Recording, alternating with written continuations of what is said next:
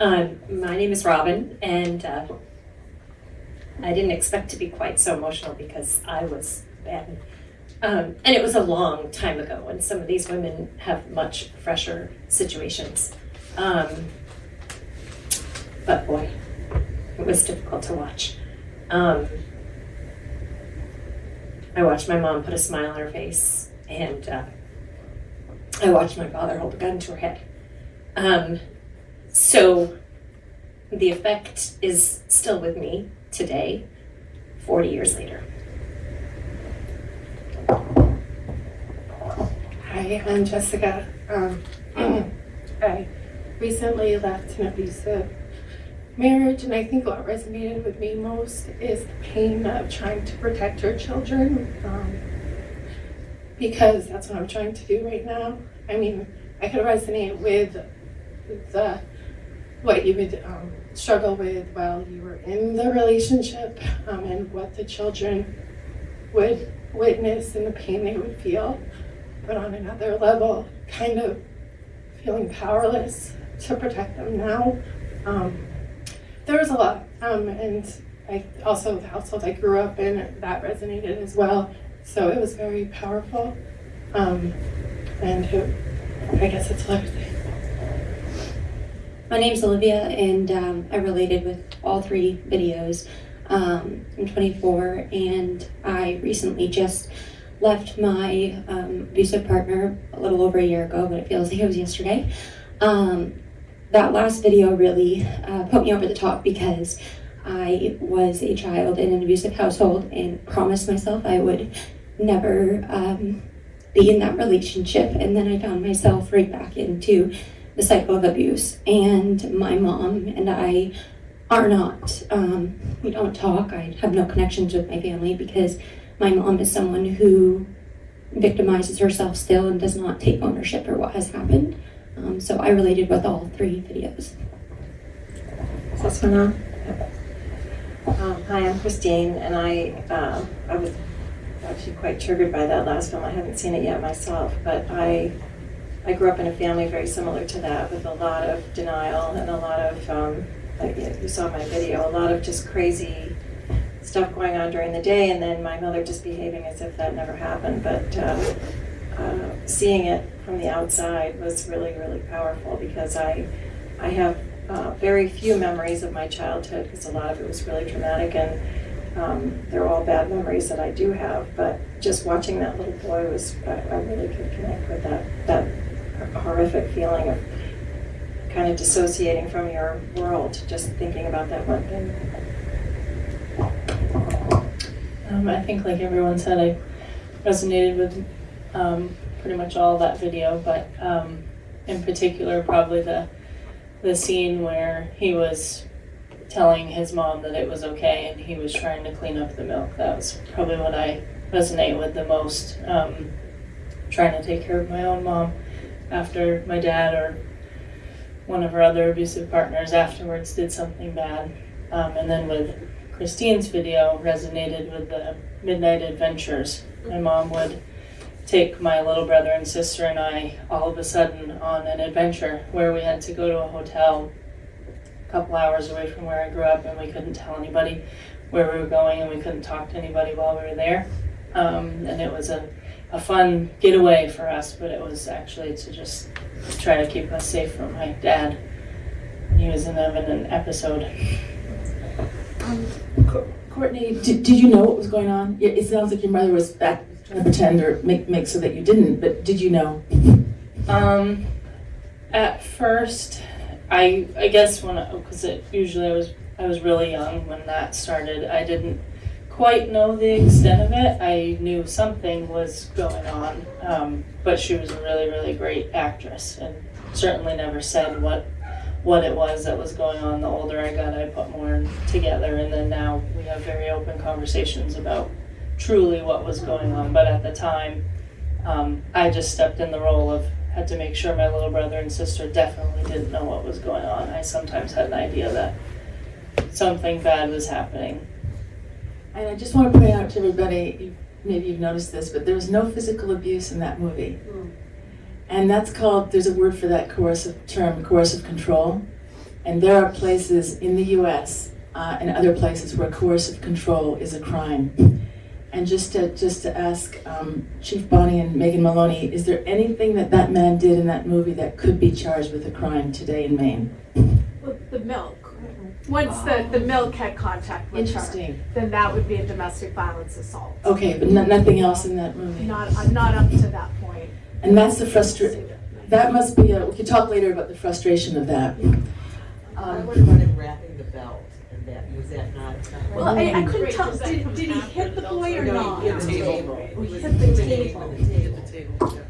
I mean, it's the question is, would it fit? Criminal threatening with a dangerous weapon is the crime that you look at, but then that the boy would have to be your witness. And you have two standards too. I mean, you have probable cause, which is a fair probability, and you have beyond reasonable doubt, which is what they're trying to prove in court. Yeah. So what we're dealing with and what they're dealing with is two different things also. And also, it's a belt. It's off his jeans, and I could see him saying that it was just a belt, and he just playing with it around his hand. But the thing is that what these people do is they take out their guns and clean them on the table, or they'll take out their knives and go through their collection, and those are we'll talk later chargeable crimes if it is or not. So what I'd like to do is just go back and do a more proper introduction with everybody, and I'd like to start with Mary Lou. Okay, thank you for your patience, and I have to keep notes so that but okay, I'm honored and humbled. Before we start, just if everyone could say their connection with the topic and then.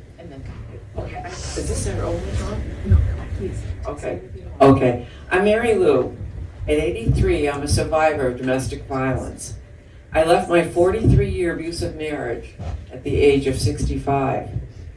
On August 20th, 2005, I was ready to end my life to escape the horrors of my abuser. Praise God, I chose life that day. In my last hope that my abuser would understand, I told him what I had just almost done. He left the room and he came back with a gun. And he said, I'll show you how to put a gun to your head and be successful committing suicide. Now what happened next reflects the insanity of domestic violence. I went to the movies and 5 o'clock mass with him, like nothing had happened. Denial.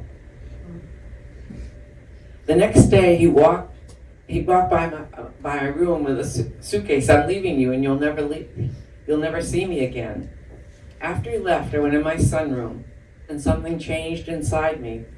As Viktor Frankl wrote, between stimulus and response, there's a space. And in that space is our power to choose our responses. In our responses lies our growth and our freedom. I truly believe I paused that day and said, enough, Mary Lou. You almost ended your life yesterday. Get the hell out of here and never look back. I stand before you today as a living example that there's light after the darkness of domestic violence.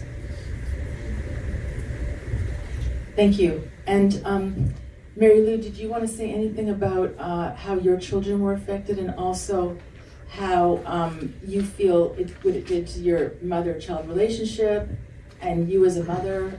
Anything to do with that for the introduction right now? Just a few minutes on that. There's a lot to say. It could be hours, but Yeah. That's a big topic. Yeah, my ex was a college professor. That's the part to think of that, it just happens to everyone. And I was an elementary school teacher. But my 4 children and I were targets of his anger and power and control. We lived a constant charade, and no one knew until I left the hell on earth we lived. In our house, the barometer was, what kind of a mood is Dad in? And each of my 4 children were in survival mood. My abuser's constant message to my kids were, you're a loser, and you're never going to amount to anything. My daughter, Kathy, played the role of rescuer, and I think of Courtney and Christine. My daughter was that older child playing the rescuer. And she longed for a father who would love and accept her. Nothing she did was right for her father. Kathy died by suicide in 2015 at the age of 51. My oldest and my, is this too much? No, it's not too much. It's too much to bear. That's too much to bear, but it's not too much to say. But I want to be also to show courage and hope that because I left that day, my life, the last 17 years, have been much different. My oldest, you know what I think, I love to write poetry. And I wrote this poem 13 days before I left my husband. And it was, it is happening again. And in my journal, which was my safe place, I would write, I'd go in there and say, it happened again. And so it was domestic violence. And like Patricia, I didn't know I was suffering from domestic violence. And this is what I wrote 13 days before I left. It's happening again. What is it? It is silence, withdrawal after a day of verbal abuse and anger. Why do I stay here? The $1,000,000 question. Denial, fear, insecurity, self-esteem. I don't enjoy it. I don't get treated by anyone else I've encountered this way. I allow myself to be put down and humiliated. I feel trapped and stuck when it happens. How do I begin to open the door to self-worth and be free of fear? It was closing in on me.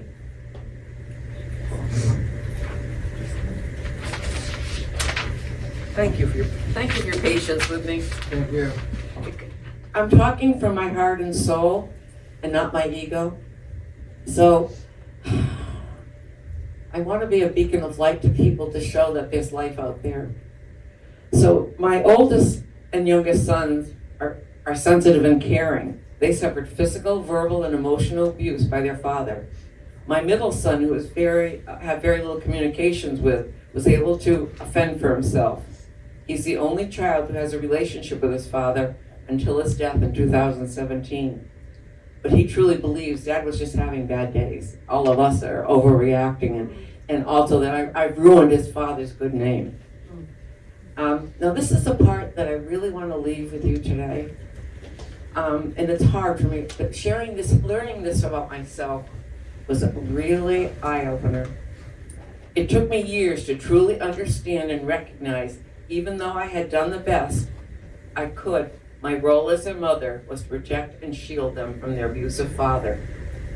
One of the hardest days of my life was understanding and accepting that I had messed up and to take responsibility for not protecting them.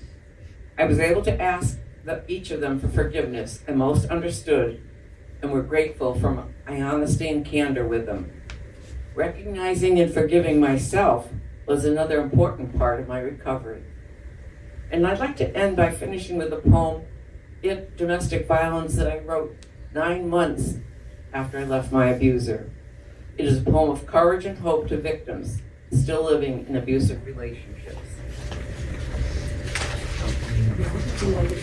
I got it right here. Okay. So I wrote this on May 24th, 2006. So it's 9 months after I left. And I said, domestic violence, it died on August 21st, 2005. I left it and locked the door behind me. It will never hurt me again. It will never be a part of my life. I slowly crawled out of its dark hole. I asked for help to rid myself of it. I began to feel God's warm love and light surround me. I unlocked my soul and discovered a beautiful woman. I am on my journey to a new life. Everything I say will be my thoughts. Everything I do will be my own ideas. And I stand on my own 2 feet for the first time in my life. Thank you.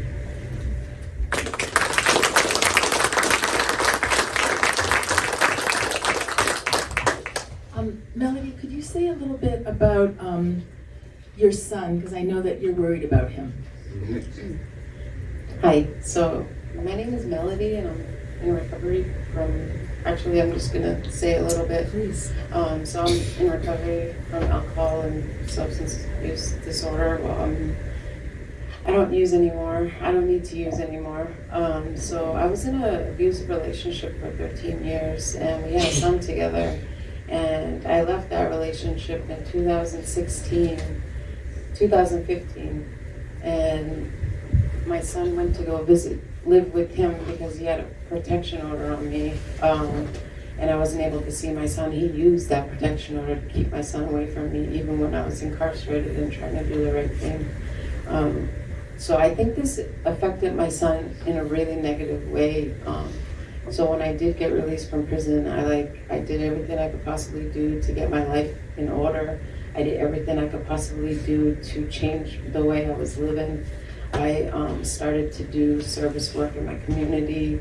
I did a lot of things that would help my situation and help other people understand what happened and why it happened.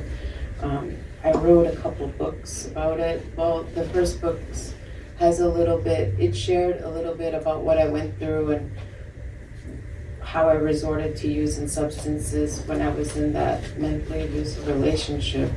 And it was like really bad. So when I left him and then he kept my son from me, I kind of fell apart, but I was able to find recovery, and I've been able to build a new life, and I'm doing a lot of good things, and it's like really good. But so I have a relationship with my son. I moved him in with me. We've done counseling together where I didn't have to. I wasn't asked by DHS or anything, but I could see the signs that my son was struggling.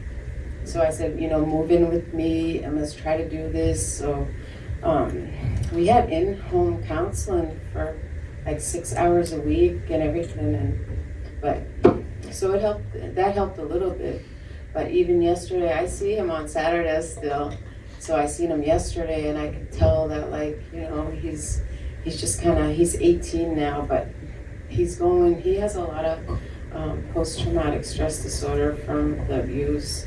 And I remember that video kind of reminded me of when I was with my ex and how angry he would get over little things, and then my son would look at me like that. And there was a time when he grabbed my son's shirt, and I got up and I was like, don't touch him.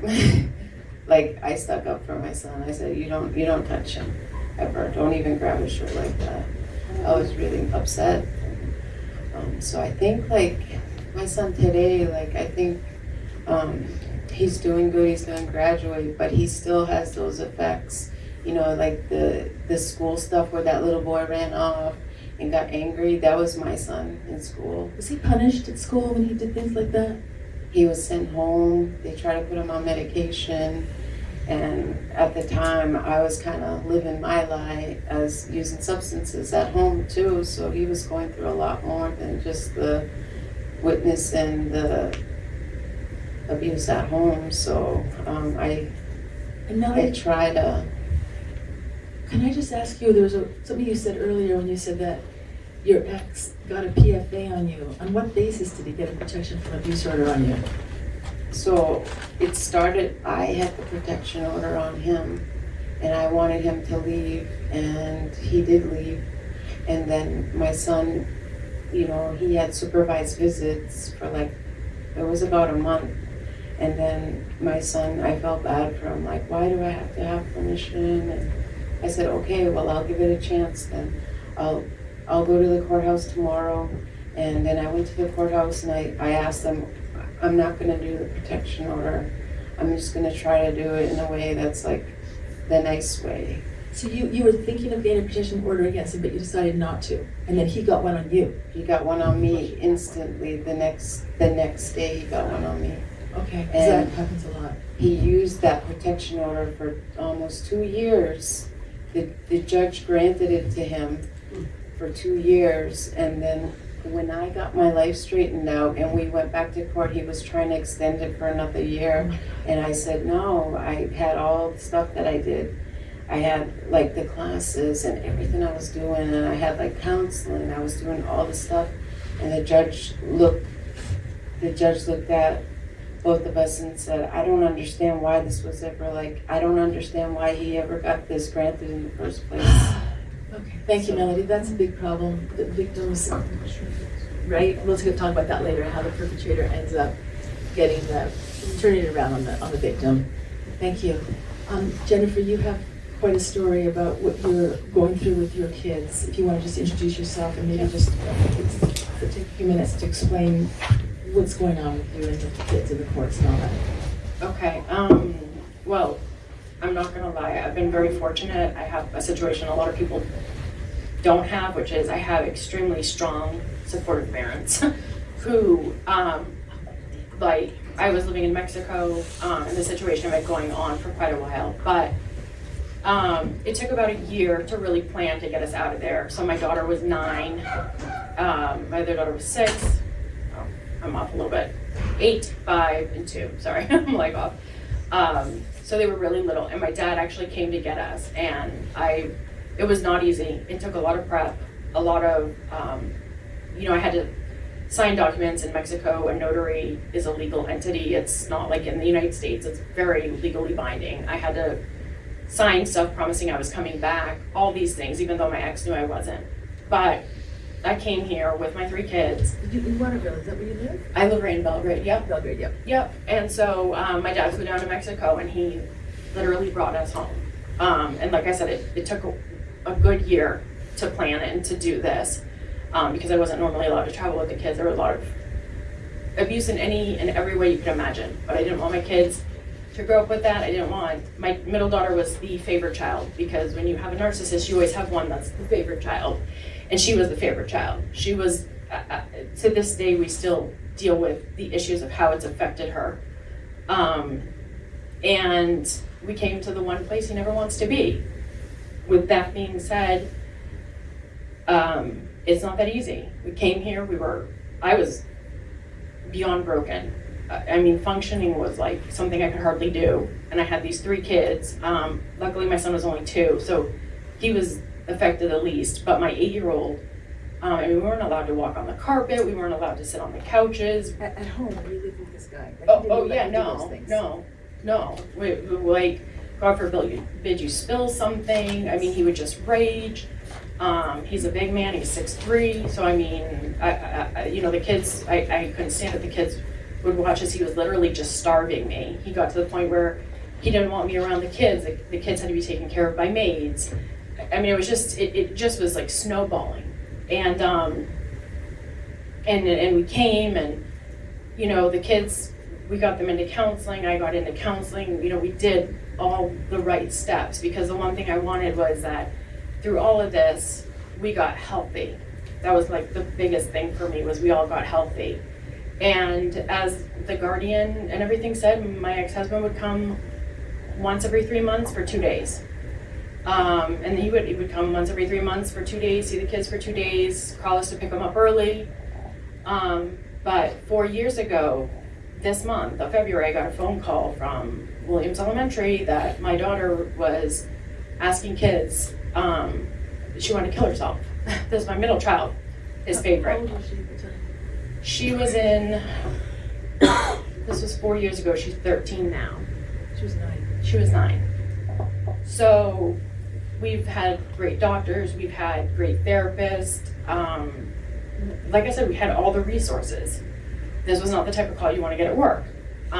So we instantly took her in to see her doctor. We notified the therapist, which the kids were doing weekly therapy, they still do. And it was suggested that we do a motion to modify to try to get therapy on his part so we could protect her. Obviously, you don't want your... on the father's part?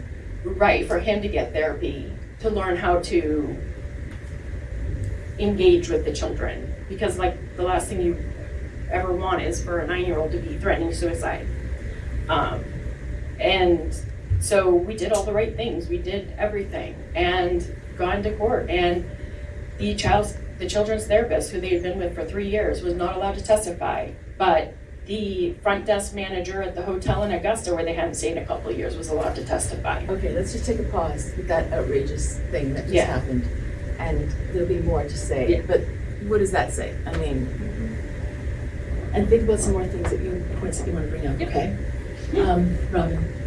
If you could talk about just impact on domestic violence children from your vantage point, anything you want to say. Do you want me to ask you questions, or you just want to just say? I'll just say. Go ahead. Just you, do you want to say that you live in Waterville? We live in Central Maine. I own a business here in Waterville, so I'm down the street most of the days. My son is 25, my daughter is 10. When my son was 2, my husband and I bought an apartment building in the town of Dexter. We were still moving, we hadn't moved in yet.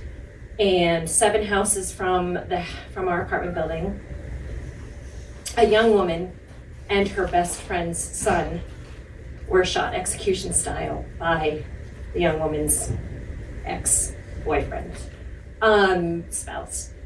And I didn't know them. We didn't even live in town. And I was so impacted by this. And I thought that maybe it was because my son was the same age as the little boy, and they both had blonde hair, and maybe they would have gone to school together or ridden the bus or played soccer together. And I went to the community memorial service, and I cried so hard the whole time that a woman said to me, "You must have known them so well." I didn't know them. The next day I called the local domestic violence agency, and I said, I want to talk to someone, and they assumed I was calling for services, and I was not. I was calling to volunteer. I volunteered for 10 years. I went through the 8-week domestic violence training. I took a 1-week shift on their after hours hotline and took calls that were fielded through the hospital. So I took these calls, talked to people who were being abused, helped them find the right services, get them connected, the whole thing. I was about 8 years into my 10-year volunteering when whatever it was that happened made me realize that I had grown up in a violent household.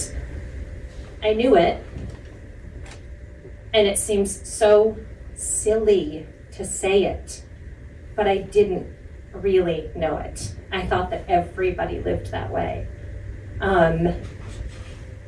So I guess when I called that day to ask about volunteering, I really was seeking services in some crazy roundabout way because I was able to educate myself.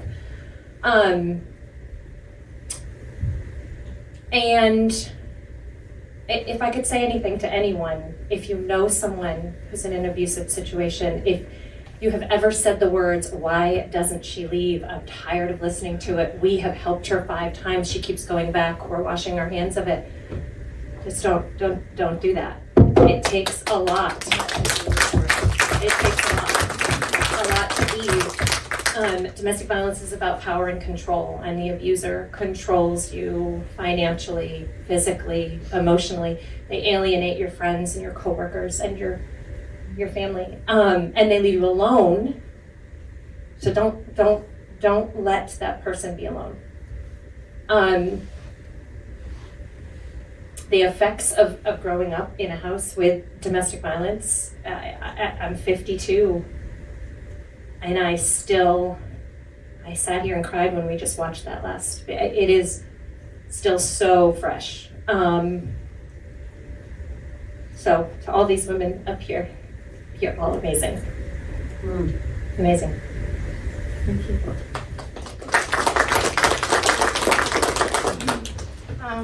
My name is Jess. Okay, I'm from Freedom, and I have a 5-year-old daughter and a 6-year-old son, and they're magical people. I left my husband in May. Well, actually, he left. I got a PFA against him. I finally held him accountable for what he was doing to me. He strangled me 3 times in 2020. I didn't do anything about it. He threw my phone in the wood stove, so I couldn't. But this time, I did. I stood up to him, and he had to leave. And I had our babies, and in the PFA I received, he was allowed to see them twice a week. Why? Why is he allowed to see them after It strangling gets you? worse. It gets worse. It doesn't even make sense. But there was only day visits because he is an alcoholic. He relapsed. My brother had also died a few months prior. He used that to really make my life awful and make me feel terrible. But anyway, I had the babies for the most part. And then he never abused them when we were together. He didn't. I think he knew I would have ripped him apart. But, my daughter came home one day and told me that Daddy choked her because she wanted to take a nap and tried to make her sleep in a bathtub. And I did everything you're supposed to do, right? I took her to her pediatrician. I took her to Spurwink for a forensic interview where they did find abuse. DHS had been contacted multiple times, not by me, but by their providers. Because when you're going through a divorce, of course, everything is you are just making things up because you're the bitter ex.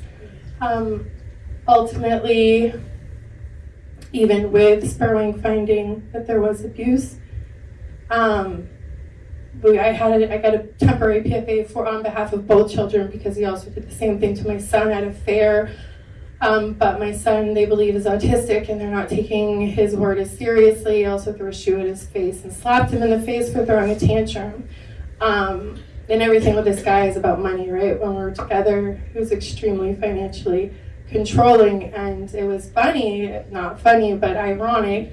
It was 1 week after the temporary child support order was put in place, that he strangled my daughter. He put his hands on her throat. And of course, I don't know what people know about strangling people and how dangerous that is and how indicative it is of the danger of the person that we're dealing with here, right? And it also how often it does not leave a mark, but I think it's 40% of the time or something like that, it doesn't leave a mark, but it's incredibly dangerous. And my daughter at the time was 4. He could have killed her, just like he almost probably killed me a few years ago. But when there's no marks and when you're in a divorce, nobody wants to believe the victim, nobody wants to believe the child, nobody wants to believe the woman. And I am so tired of hearing you're doing everything right, Jess, everything right. Because it seems like the more I do to stand up to this guy and protect my babies, the more proficient of a monster he becomes, and just the system keeps making me feel like it's all my fault. I keep reminding myself I have no reason to be ashamed. I didn't hurt anybody. I didn't hurt somebody with less power than me. I did not hurt a child. I am trying to keep them safe because I don't believe he's ever going to change. I don't.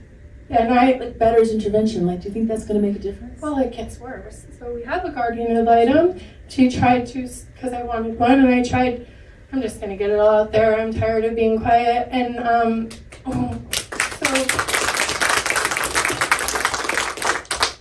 so the temporary PFA was not upheld for the children because of hearsay rules, and I could say everything that I knew had happened, but I couldn't say Joe is his name. I couldn't say his name when I was testifying, and because of that, the judge dismissed the PFA. So our next step was to get a guardian ad litem. And, I shelled out the money for the guardian ad litem, and the first thing she does is starts giving Joe overnights. Because he's dating a former, I don't know if I should go down this road with DHS, but there's something going on with DHS, and they did not substantiate the allegations, so to say. They told Spurwink, because I also brought my son to Spurwink for a forensic interview after my ex, well, he's still my husband, but my soon-to-be ex-husband assaulted him, and the forensic interviewer spoke with a DHS worker who was assigned to us, and she told the forensic interviewer that she had interviewed me. She, met with me and talked to me and the children about what had happened, when in fact that never happened. And so the guardian ad litem asked DHS, had they substantiated those allegations, what would have happened to Joe in terms of custody with the children. And according to what I have been told, he would not have been required to have supervised visits. He probably would have had to take parenting classes. So she starts initiating overnights. This man is very clever. He's very charming. Anybody who meets him will think he's the nicest guy on the planet. My own mother, her nickname for him was St. Joe. And even to this day, she's trying to convince me to let it all go.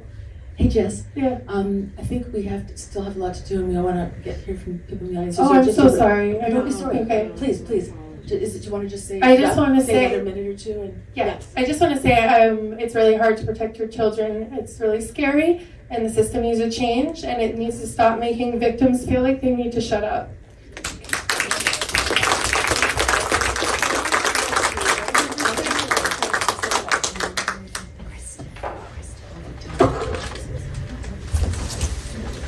Olivia. My name's Olivia. I, a little over a year ago, left my ex-fiance. He, at the beginning of December last year, he was still the chief operating officer of an insurance agency right here in Maine. And I also worked in the insurance industry, but I was not a chief operating officer. And I didn't have the charm and that, a lot of people loved him. And I think it was about 6 days into December, he had finally been terminated after sexual harassment claims had been brought to his boss. And it all went downhill from there. There was a lot of abuse going on in the household, but when he had officially lost his job, it was my fault. And the, same thing with the hands around the throat. No, there were times where I could breathe, but it was terrifying. I had hands around my throat and someone telling me that if I left, he was going to kill me. I would try to get my keys to leave and he would take my keys and hold the door closed. It was really hard. So I'm from southern Maine, that's where I live. I came up to Waterville today, but I'm shaking right now because I am in Waterville and this is actually where my abuser lives.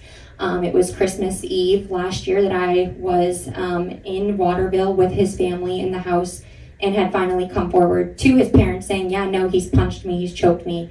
His parents locked the door and told us that I needed to go to counseling with him, that we just needed to go to church, and they tried to manipulate me into staying with him. Christmas Day, he acted like everything was okay. His parents came down to southern Maine, they came to visit us, and then the day after Christmas, I had officially left my abuser because I knew it was only a matter of time before he took my life. I wanted to hold him accountable, so I went through the legal system. And while a lot of people would say that I had a very successful case, I did not. The system did fail me. I had thousands of text messages, pictures, videos. I don't mean to be graphic here, but I had a text message where he threatened to cut someone's head off with a chainsaw. This was seen by the DA, but it wasn't going to be used in court because it wasn't due to the other situations. He was arrested on 1 count of domestic violence stalking and 1 count of domestic violence assault. And the problem was, when I originally made my report, I went to the Saco Police Department and they wrote it down on a little sticky note, threw it away. It didn't get talked about. And I was like, I need to go to Old Orchard Beach too, because there were a couple incidents there. I have texts, I have dates, I have diary notes. I can support my claims. I'm going to go to Old Orchard too. And I'm so thankful that when I sat down and told this officer what was happening, within 14 hours, there was a search warrant out for my abuser, and he was arrested here in Waterville on those charges. The problem was the DA still did not have the report of him punching me with the pictures from Saco Police Department. It was now April, so we were 4 months into this case, and Saco still had not gotten the reports over to them. Finally, I had said, no, I need to speak to your supervisor because I can't continue to talk to the officers who are not listening to me.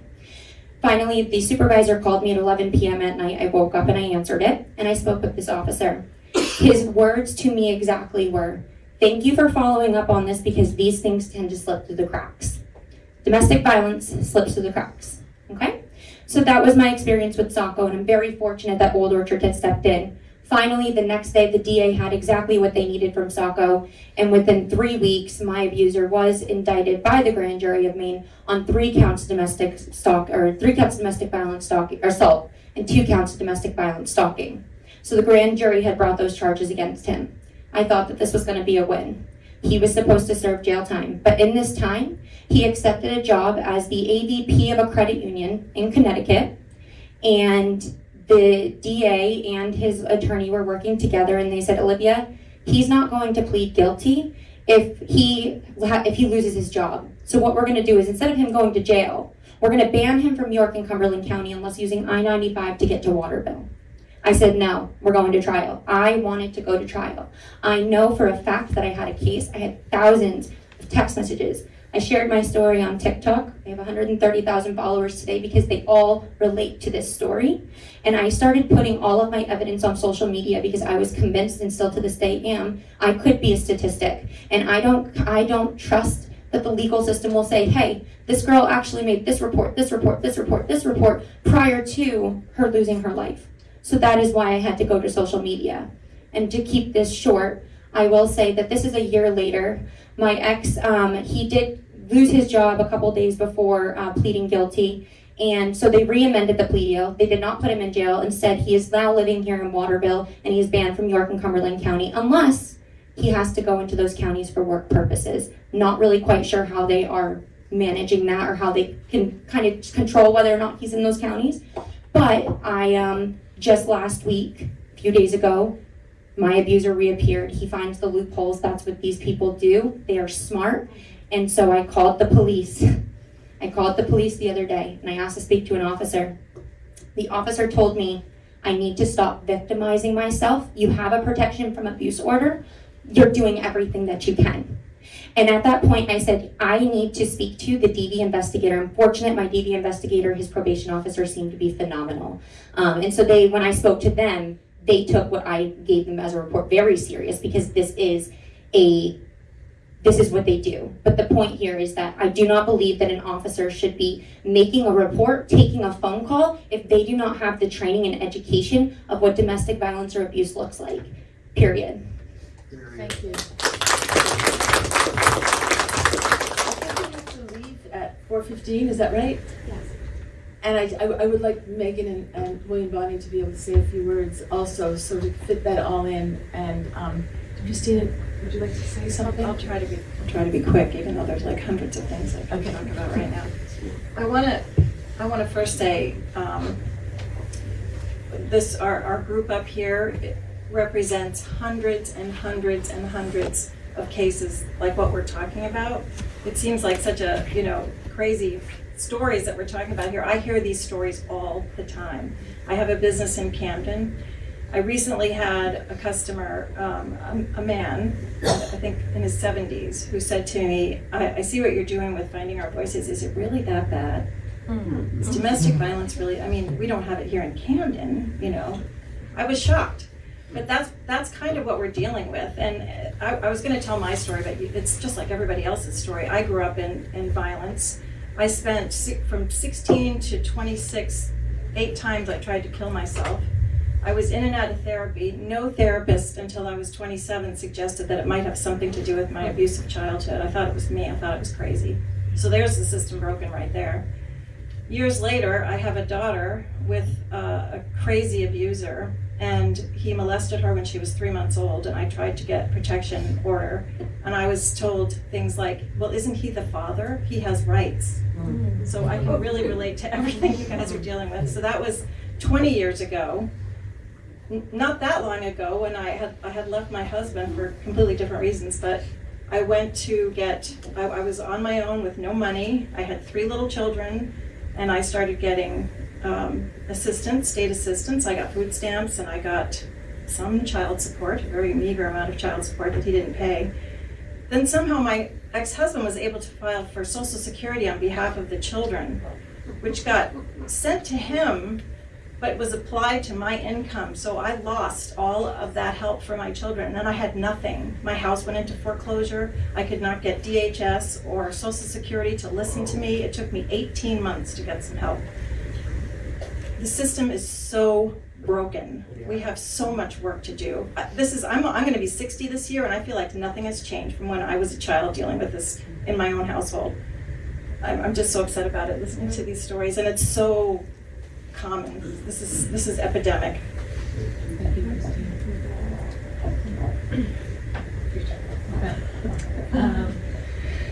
I feel like I don't even know what to say after all that. Thank you all for sharing. Holy cow. I grew up in a house with abuse at the hands of my father towards my mother and me. And then my mother and he split up finally. Thought there would be some peace there, but it's a cycle. So my mother found herself with other abusers. Thankfully, she's in her own world of recovery and gotten some help, and she's no longer in an abusive situation. But I was an adult and had moved out, and she was still with an abusive person. And I played the oldest child role of protecting my younger siblings. And I just thought, like I said in my little film, that that was never going to happen to me. Never ever would I be treated badly by anybody. And it happened. It's a slow, systematic breakdown. I am a pretty opinionated, strong-willed woman. I'm not a tiny little meek and mild thing, and it happened. It happens to anybody. Piece by piece, little by little, they take away your personality, break you down, they take away your finances so you can't leave anyway. My abuser had a child, so that played a role in my situation. One reason why I was trapped, her mother has substance abuse issues, unfortunately, and isn't in her life, so I stepped into the mom role and felt like I had to save the day, and I failed her. I was the example of everything I never would want her to put up with, and everything that I said I would never put up with. So it happens, and just like what I believe it was Robin who said, you know, if you've ever asked yourself, why doesn't she just leave? Why doesn't she get out of it? I'm so sick of listening to this. Keep listening to her, and point her or him, anyone, them, in the direction they need for help, and just stay there. It can be seen as weakness to stay. I say it takes a hell of a strong person actually to stay. Put up with that crap. It takes a lot of strength to stay. Put on a smile for your kids, right? Absolutely. Act like everything's fine. I'm a hairstylist. I've been a hairstylist for a little while now, and I have people who come in and sit in my chair all the time. I just had another one last week. I have clients that I've had for over a decade who are like, I just saw your face on a poster. I had no idea. You've been doing my hair for 13 years. I had no idea. You're always fine. You're always happy. Everything's great. And we're really good at that. We're really good at acting like everything's fine. So, yeah, spreading awareness. Thank you. I would like to ask Megan Maloney, if you don't mind, the district attorney, if you feel do you feel frustrations, and if you have any tips on what you feel needs to change, and anything else you might want to say about what we were talking about today.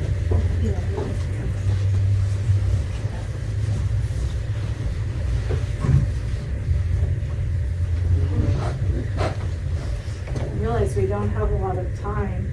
Is this on? I hit the mute button just before I passed it off, sorry. So I realize we don't have a lot of time, and really this is what I came here for, is to hear from all of you. My father was a child who saw his mother abused, and so he would talk about that as I was growing up. He saw every tooth punched out of his mom's mouth, and it's,